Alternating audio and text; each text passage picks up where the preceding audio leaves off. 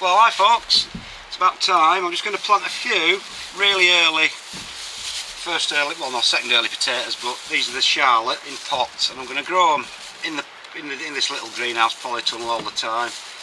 Apart from starting them up, I'm going to put them back in the house. So what I'm going to do, I'm just going to use these 10 litre pots. As you can see the size, these are the flower pots you get in the supermarkets, and then these are some other pots I've got which are the same size, 10 litre pots. So I'm just going to put one seed potato in, because these are quite big seed potatoes, if you can see, and they've got quite a lot of shoots on them. And then we'll see how we get on.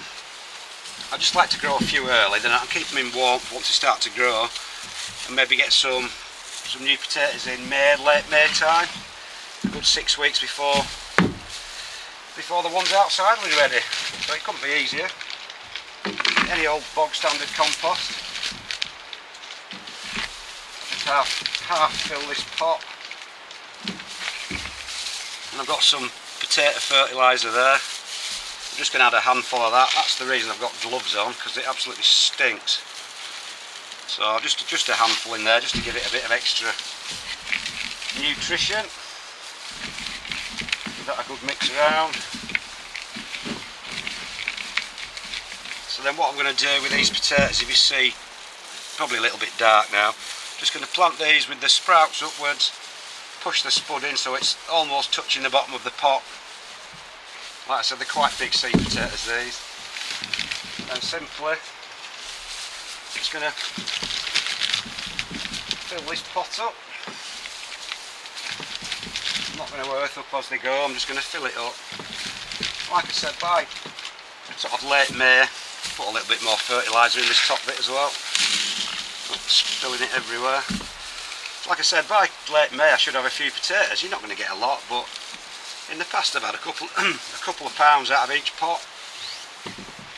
And like you've seen maybe before, what you can do, if you're careful, you can empty the whole pot out, remove all the potatoes, leaving all the little tiny ones, and then you can actually replant the plant again, fill it back in with compost, and the little tiny ones will continue to grow. So you don't actually just harvest the whole pot, just harvest the ones that are ready. So it's quite a good way of just getting something a little bit earlier. So the spuds I'm using, you could use really early ones, like there are some called Rocket and some called Winston. But I found with these super duper early potatoes, because they grow that quickly, they're just really lacking taste. So I've tried them before and I've given them a miss, because like I said, they've no flavour. They're not that much quicker, they're maybe a week or two quicker as well, so it's pretty pointless sacrificing the taste of what you're growing for the speed of it. So again, just another little spud in and fill it up. I'm only doing I'm doing four pots, so that should see us through the sort of 3 or 4 weeks before the ones outside are ready, and then hopefully you can have a sort of continuous crop once the ones that will be growing outside are ready to pull up. So what I'll do, I just don't need to give these any watering, because the compost's quite moist.